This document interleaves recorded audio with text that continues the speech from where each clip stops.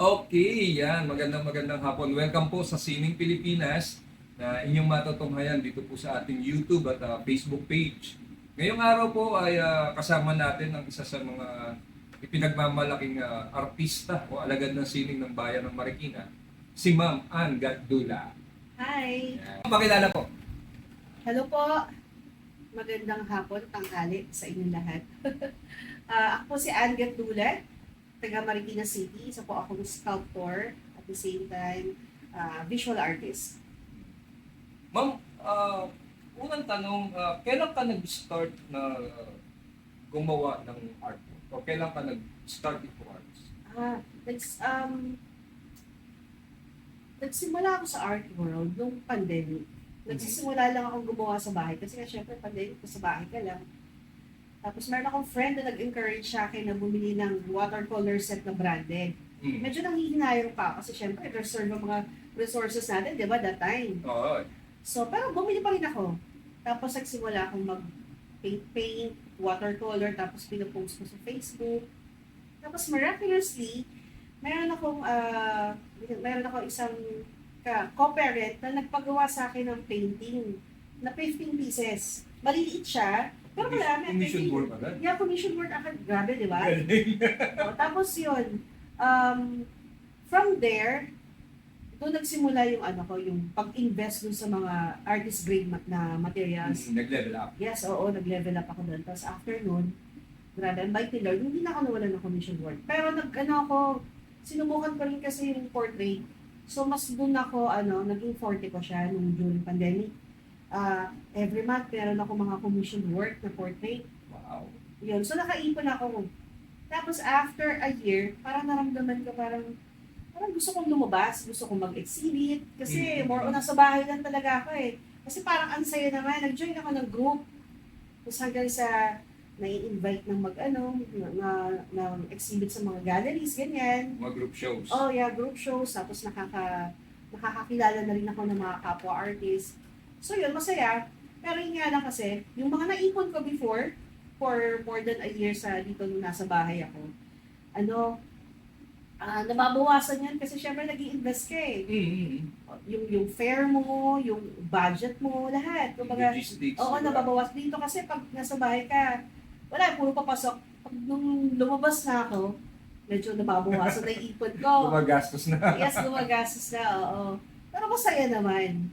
Tapos hanggang sa 2024, since nakakasama ko yung mga sikat na sculptors, na Richard Boxani, tapos sina Sir Meroy, iba-iba pa mga sculptor kasi sila. Na-inspire ako, parang naramdaman ko na gusto kong parang kaya ko to someday. So ito na yung shift from painting To sculpture. sculpture, yeah, Okay. yeah, sculptures. So sabi ko, parang gusto ko subukan. Narinig ko si Sir Richard Boxani, mag-organize siya ng isang sculpture exhibit sa Shambhala, Cavite. Wala pa akong kaalam-alam nun sa brush nun. Pero gusto ko.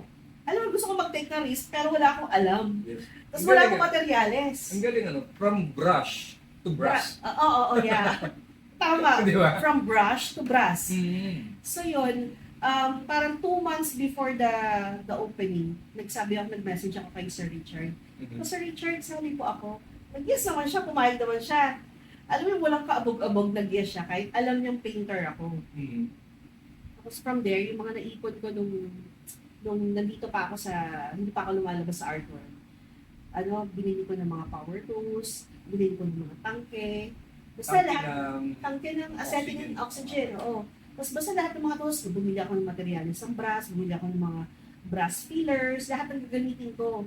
So doon napunta yung mga ipon ko din. Tapos, investment talaga. yeah, oo. Tapos ang ginawa ko, since wala nga akong alam, nangyari kasi ako magtanong sa mga sculptors, di ba? Sa mga kaibigan namin sculptors. Kasi syempre, parang, basta niya ako, nakakaya magtanong kasi. Sabi, sasali-sali ka, di mo pa Oo, alam. di ba? Pero, tapos, ang ginagawa ko, nagpupunta ako sa mga machinery, sa mga welding shops na gumagamit ng oxyacetylene.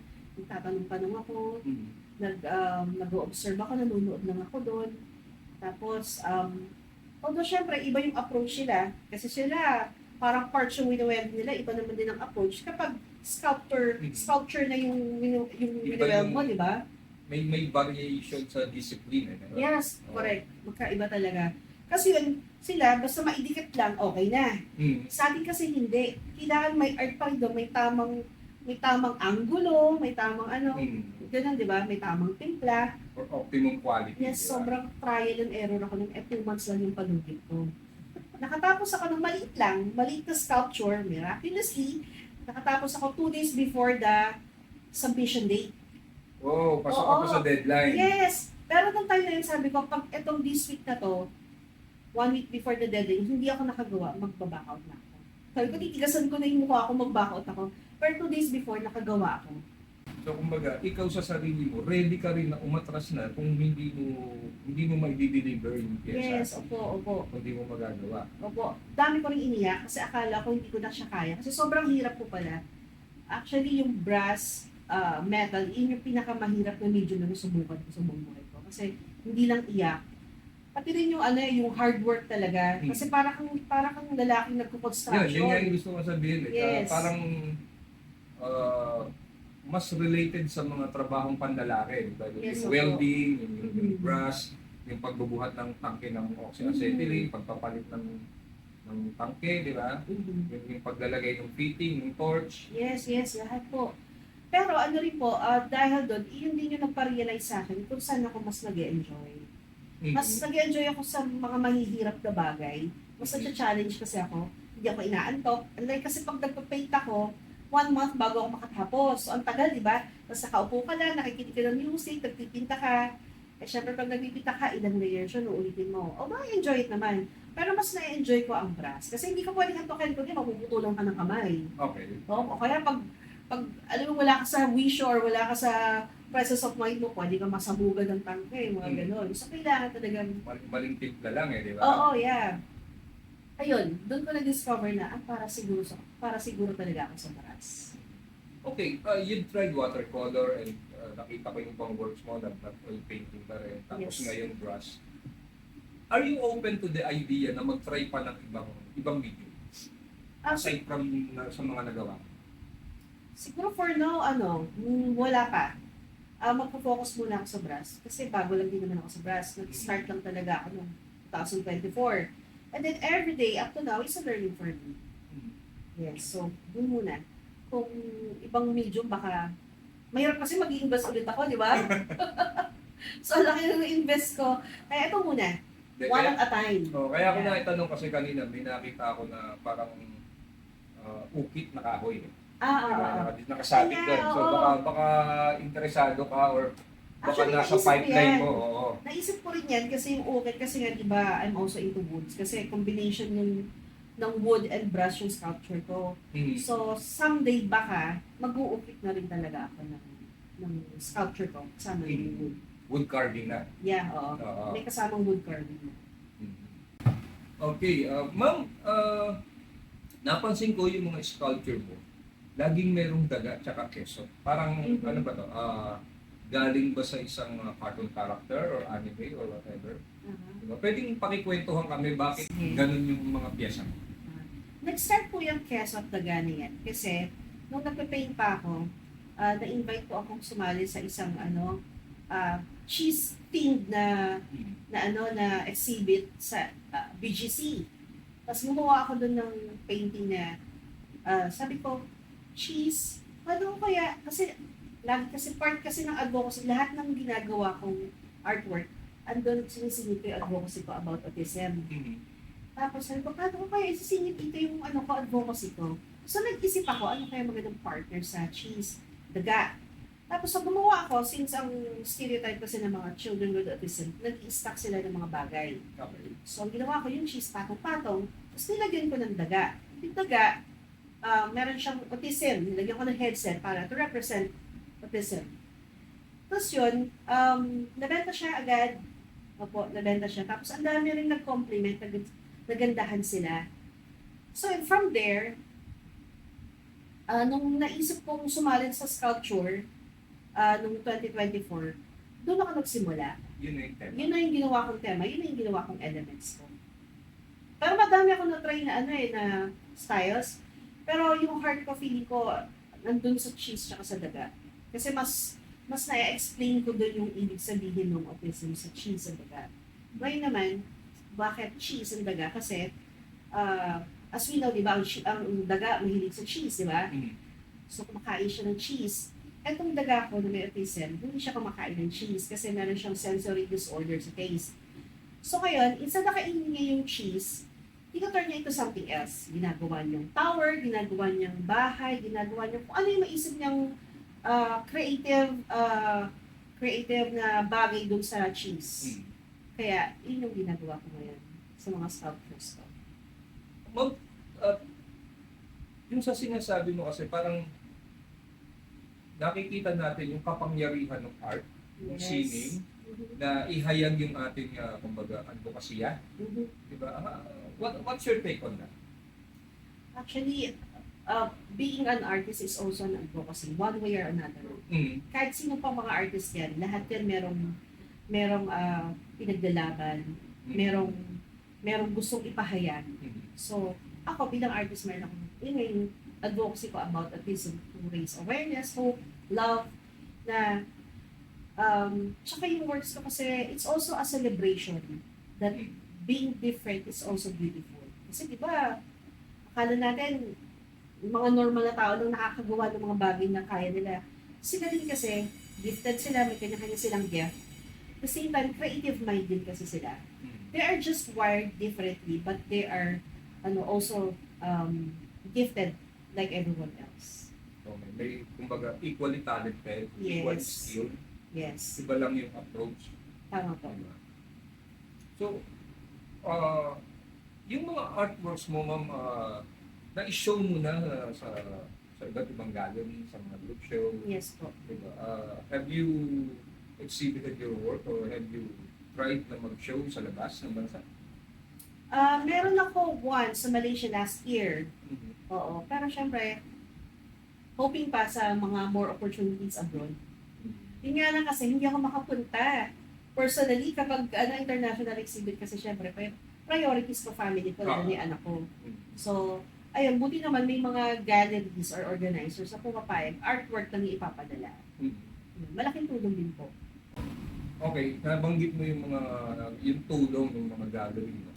Ano sa tingin mo ang kumbaga kasi ngayon lahat pwede na mag-promote ng sarili nila sa social media, di ba? Yes.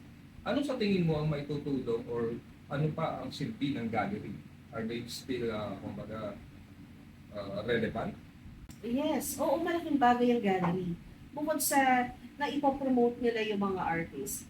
At rin kasi, sila rin kasi nagpo-preserve nung artwork mo, tsaka yung history, alam nila. So kung sakali kung kailangan mo ng ano ba to? Authentication, so mas malalapitan mo yung galleries. Tapos syempre ang galleries kasi network yan, hindi lang basta galleries sila, di ba? Connected din sila sa mga museums, connected din sila sa mga collectors, connected sila sa mga businessmen.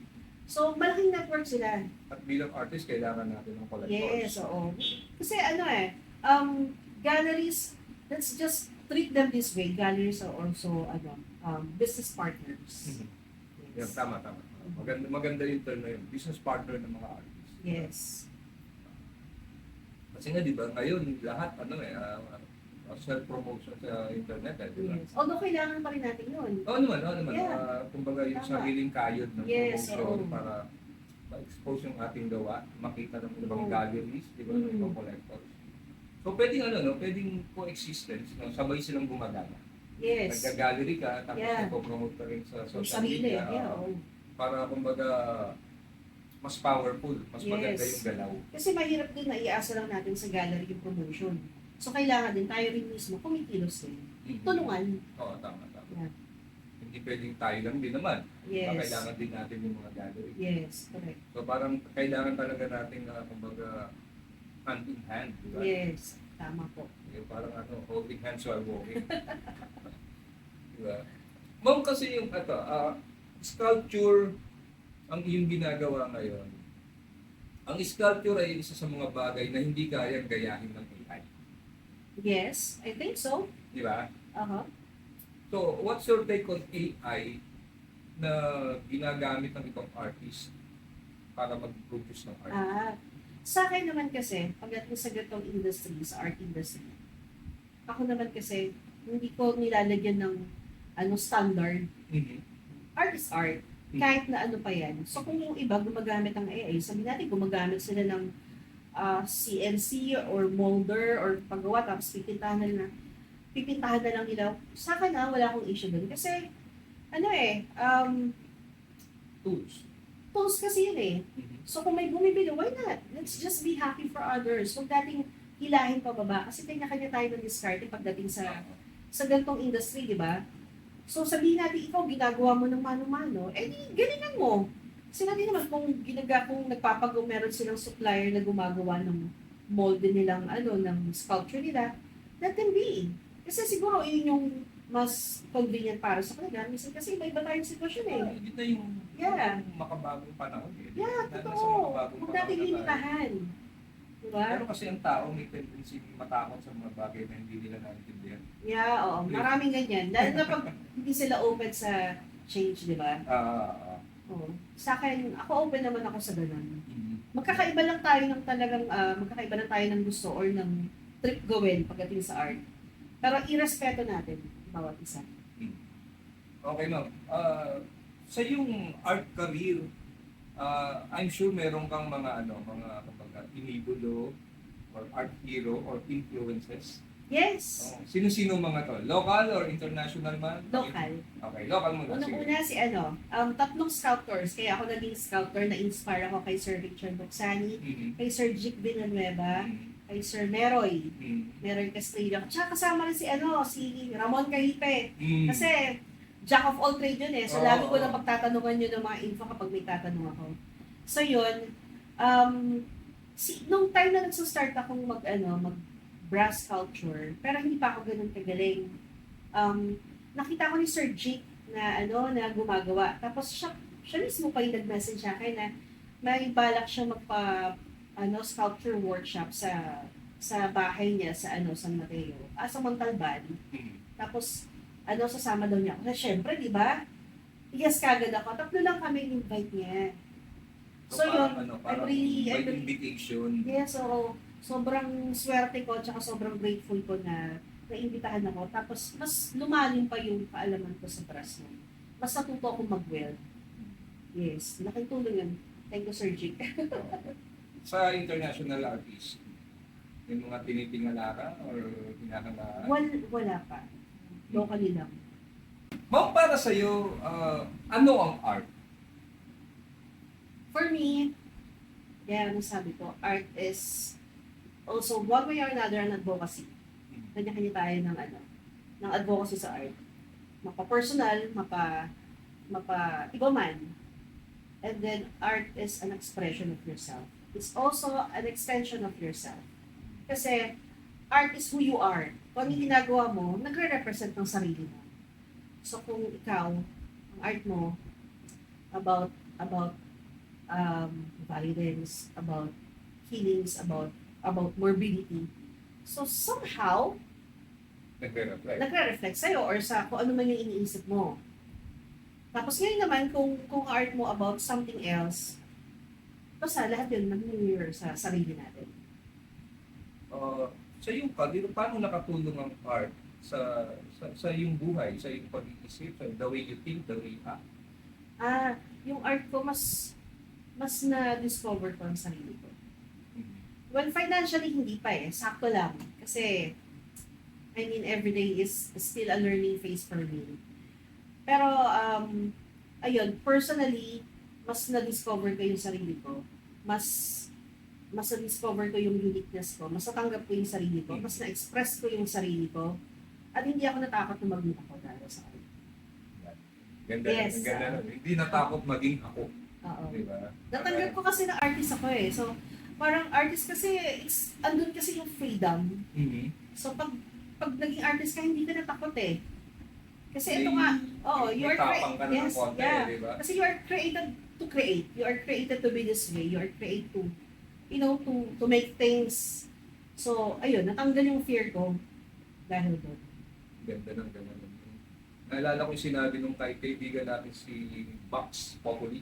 Aha, Mr. Box. Tayo ay nilikha ng may likha upang lumikha. Tama. Kaya yun yung sinasabi mo. At hindi lang yan, huwag natin kakalimutan yung mismong nagbigay sa atin ng gift. Mm-hmm. Meron tayong creator na ano ba to?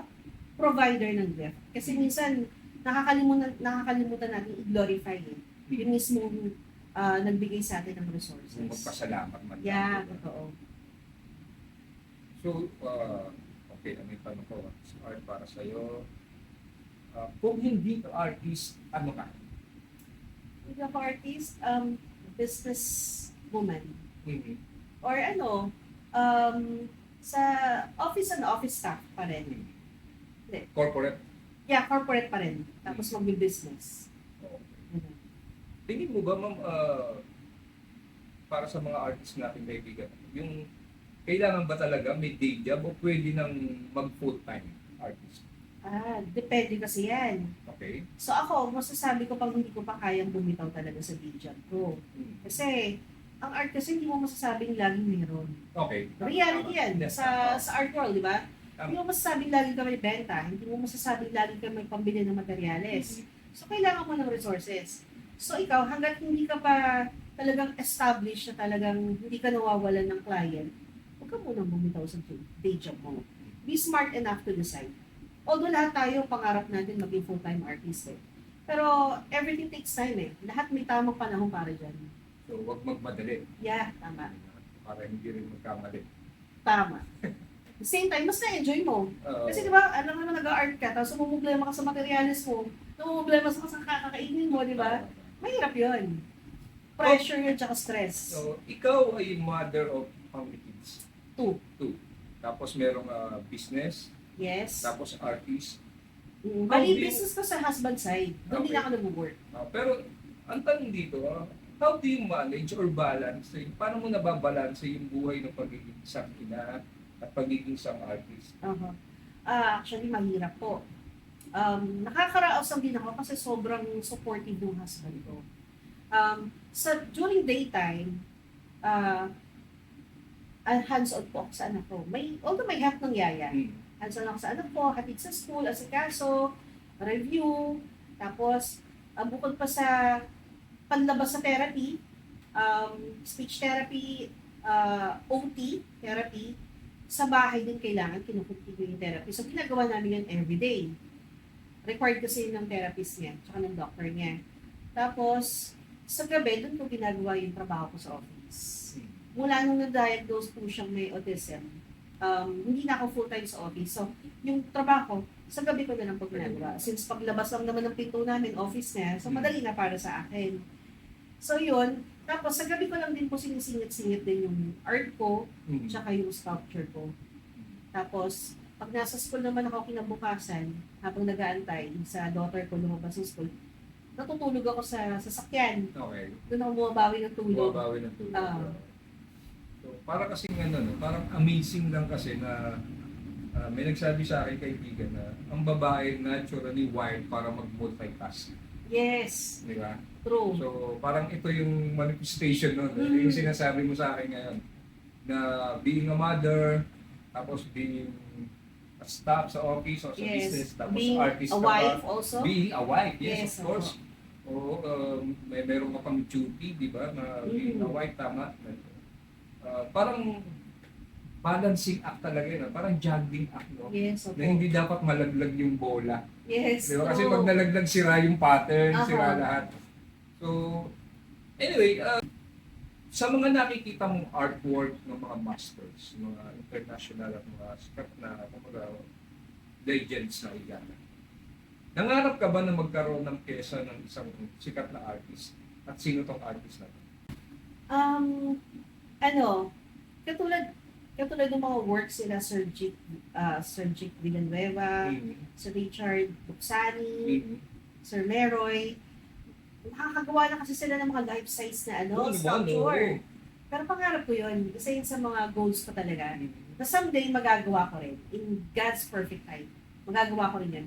Kasi yun nga lang din po kasi ang challenge sa akin bilang mother, yung balansehin ko yung lahat pati oras. So, may times sa yung pagsali ko nga rin sa sa mga exhibits na talagang pinipili ko lang din yung mga kaya ko lang i-commit yung nakocommit ko. Hindi ako makasali sa lahat. Hindi ako makasabay sa mga full-time kasi syempre, mas priority ko family ko. Kaya yung iba, sa mga friends ko sabi ko, kaya ko talagang i-drop yung yung arts eh.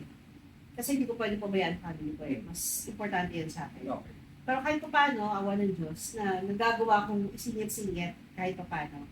So yun nga, balik tayo doon sa dream ko, someday, iyon. Makagawa ako ng gano'n, makareceive din ako ng magpapakommission ng mga malalaking sculpture. Tapos, someday, sana, magkaroon din ako ng gallery. Yun, oo. Yes.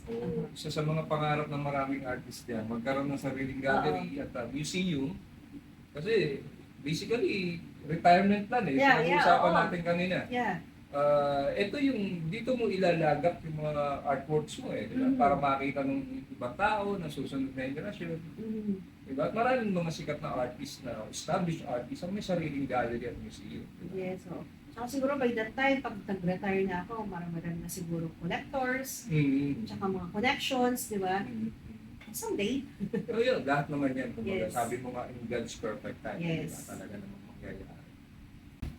Okay. Ma'am, have you ever experienced yung tinatawag na artist block? Yung bang, ang dami mong gustong gawin, walang pumapasok sa isip mo? Or baligtad, ang dami mong naiisip pero hindi mo ma-execute? Normal sa akin yung artist block. Lahat naman nakaka-experience yan. Artist block, pag na-encounter ko yan, kesa magtitigan kami ng canvas, ang ginagawa ko, naglilinis ako ng mga gamit ko. Nililinis ko yung brush ko, nililinis ko yung palette ko, nililinis ko yung studio ko. Kasi, after ko maglinis, kakape muna. Or aalis or may gagawing iba sa kanin. Tapos pagbalik mo sa studio mo, makikita mong malinis, ang sarap pagtrabaho ulit, di ba? Nakaka-inspire na. Oo, yeah. Maluwag na sa loob. True. Malaking tulong yan pag na-art block ka. Tapos regarding naman sa sa mga inspiration or concepts.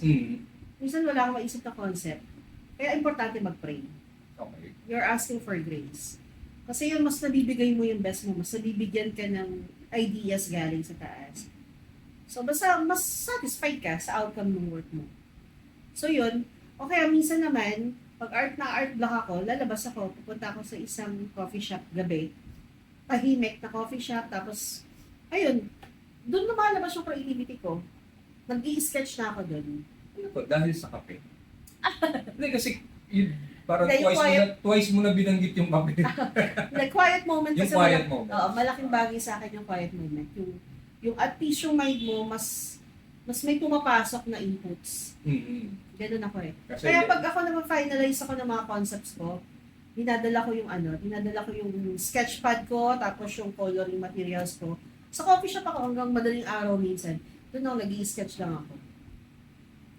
so malaking bagay din yung yung lagi kang may dalang sketch pad and coloring Yes, materials oo. or Yun pencil. yung tinatawag na art journal. Oo. Kapag kunyari actually ako may dala ako maliit na notes. Kahit saan. Kasi minsan parang music writer. Ganun.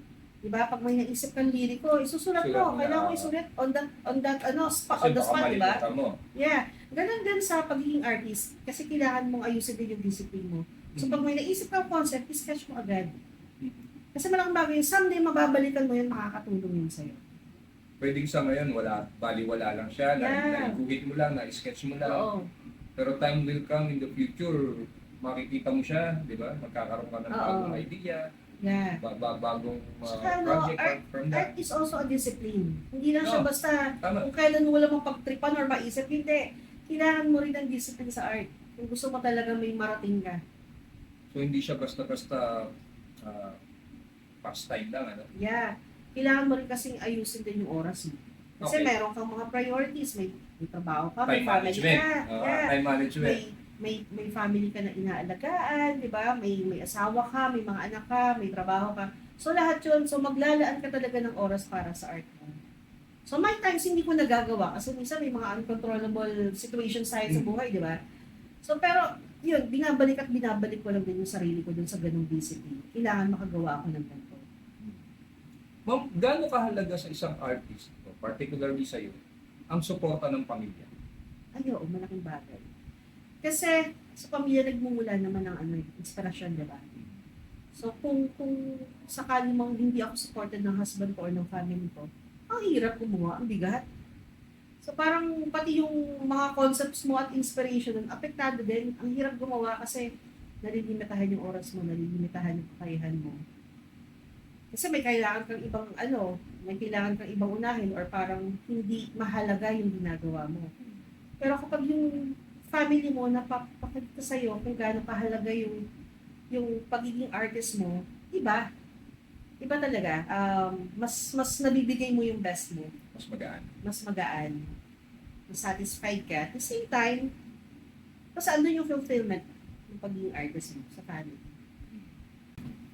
So, kaya kung man itatanong, kasi marami na tayong mga naging kakwentuhan dito sa programa na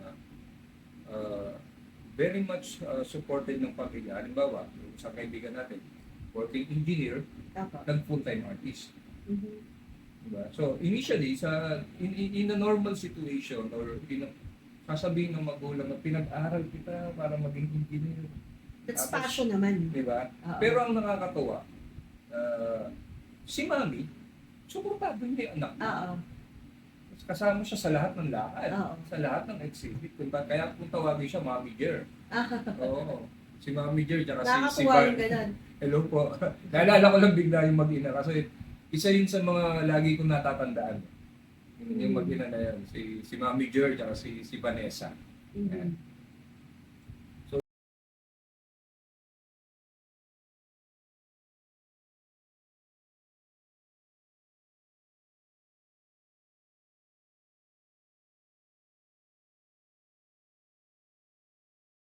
Okay, mga kaibigan, nandito po tayo dun sa tinatawag natin na wow, yung words of wisdom. Words of wisdom. Oo, Ano so- ba share to? O yun, oo. Ano yung Meron pwede ba? mong i-share? Oo, ano yung pwede mong i-share sa mga manonood natin, sa mga kaibigan natin, lalo na yung mga gustong subukan ng sculpture, ang brush sculpture actually, Mhm. na ginagawa mo. Words of wisdom, unang-una, lagi kang magdasal. Kaya siya nagpipinta ka o nag-sculpture ka, bago ka magsimula sa trabaho mo, or sa konseptong ginagawa mo, ipag-pray mo muna. Tingin mo muna yung grace mula sa taas. Kasi siya yung source talaga. Kasi karamihan sa atin, nakakalimutan yun eh. Ito yung product ng mind ko, ito yung ganito, ganyan. So mahirap kasi i-claim yun kasi hindi naman talaga yun yung truth. May pinanggagalingan kasi tayo ng creativity. So yun, importante. Magdasal. Pangalawa, huwag kang matakot i-express yung sarili mo. As long as na alam mo yung ginagawa mo, alam mo yung purpose ng ginagawa mo, tuloy mo lang, huwag kang matakot. Huwag kang matakot sa criticism ng iba, ay pangit yan. Kasi yung art mo, ikaw yan eh. Huwag kang matakot na may mapangitan kasi gumagawa ka ng art hindi para sa kanila, kundi para sa sarili mo. At para dun sa purpose mo. So, maging matapang ka para dun. Tapos, regarding naman sa sculpture, kasi ang sculpture hindi naman para sa lahat. Di ba? Okay. Mararamdaman mo yun sa sarili mo eh. Kung para sa'yo talaga, well, pwede mo subukan. Pero, ikaw mismo makakaramdam yan kung para sa'yo. Kasi andun yung willingness mo tsaka eagerness mo para matuto at para magpursige. Kasi mahirap talaga siya. Kasi kahit ako, hindi naman ako nadalian talaga. Pero dahil sa puso ko, alam kong ito yung gusto ko, hindi ako tumigil. Ang tagal ko inaral ng ang brass. Parang more than a year. And even up to now, nag-aaral pa rin ako. Continuous learning Yes, continuous process. learning ako. Iyon, isa pa yun. Words of wisdom na huwag kayong humintong matuto. Hindi porket matagal na kayo sa arts, yun na yun. Hindi. Actually, yung secret ng mga masters ngayon, yung mga humble masters, every day is a learning process. Huwag Tama kayong naman. humintong matuto. Kaya nakakatuwa, di ba yung mga masters na talagang makakausap mo humble? Matututo ka eh. Tapos sila din, gusto rin nilang matuto. And that's the key to a successful life. Wow. Tama naman kasi hindi lang sa art di ba? I mean, sa buhay din. Yeah. Di ba? Totoo. Hindi porke marunong ka na magluto, yun na yun. Sa iba't Diba? ibang aspeto, di ba? Meron pang ibang klaseng luto at ibang twist dun sa niluluto. True. Parang gano'n. So, tama naman yung sinabi na Kumbaga, everyday is a learning process, continuous learning process. Okay. Dagdag ko, humility. Ayan, kasi ang dami kasi mga artists ngayon, di ba? Minsan na-interview lang ng once, na-interview sa TV once, pero yung epekto napupunta sa utak, Oh. diba? So, dapat hindi. Let's just be grateful na bibigyan tayo ng mga ganung opportunity. Tulad dito, salamat, na-interview mo ako. Pero importante kasi yung pagiging humble kasi, again, nagre-reflect yun sa sarili mo. Di ba?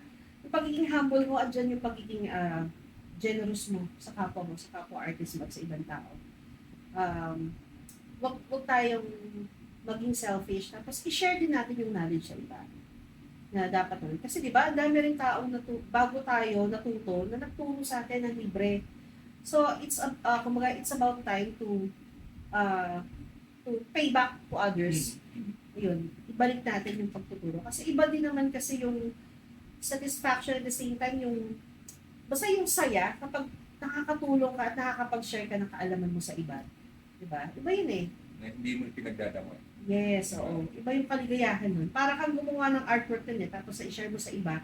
Tapos nabago yung buhay ng isang taong to, diba? Nakatulong sa kanya. So, iba yung Na-inspire siyang gumawa, Yeah, di ba? iba yung satisfaction doon. Kumbaga, hindi lang tayo yung natutuwa doon, pati rin si Lord. Kasi yun naman din yung gusto niya. Okay, nice. Baka may gusto kang pasalamatan? Maraming salamat sa mga nanonood. Kung meron man, charot. Maraming salamat sa mga, especially sa'yo, Sir Chris. Salamat na interview mo ako. Oh, layo nito. Sobra, no? Sobra. Tumawid ka ng 7 bundok. Actually, magkapit barangay po kami. So, yun. Salamat po sa mga kapwa artists at galleries na nagbibigay sa amin na mag-exhibit. Salamat sa mga opportunities na nabibigay nyo. At God bless you all. So was you, Sir Chris. Oh, thank you very much. Thank you. Yun, well, again, maraming salamat sa pakikipagkwentuhan. Thank you, Ren. Thank you. Thank you. Mabuhay ka, Ma'am. Kayo rin, sir. Oo, salamat. God bless Oo, you. mabuhay ang sining Pilipinas sa mga Amen. artistang Pilipino, Yes. di ba? Ano man ang inyong ginagawa, di ba? Ano mang anyo o forma ng sining. Visual arts, di ba? Sculpture, performing arts, literature, whatever. So, lalo ngayon nalalapit na Arts Month, Yes. di ba? February. Oo. So, yun, Arts Month na nga pala ngayon. Art Month na natin lalaban. Sakto, oo. Kasi bukas din February na. Di ba? Tapos araw din ng mga puso. Di ba? Tapos Chinese New Year din. Oo. Sabay-sabay na sila. Hindi ba kayo kasama magsa-celebrate doon? Hindi naman So, ako, kayo Chinese. hindi ako Chinese eh. Anyway, ma'am, take care. Salamat. Maraming Salamat, sir. Yun lang po. Bye!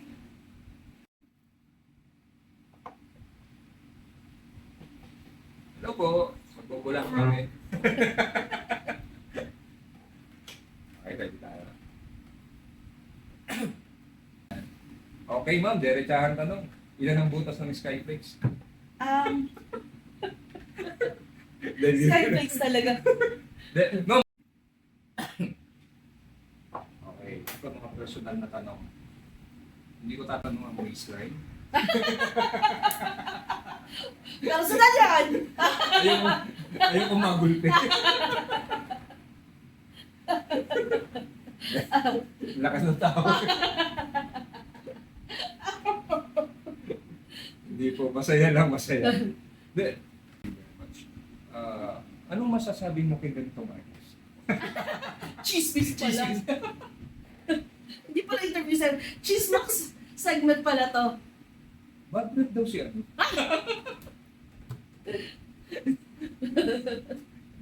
Pinatatawa lang kita para mas relax tayo.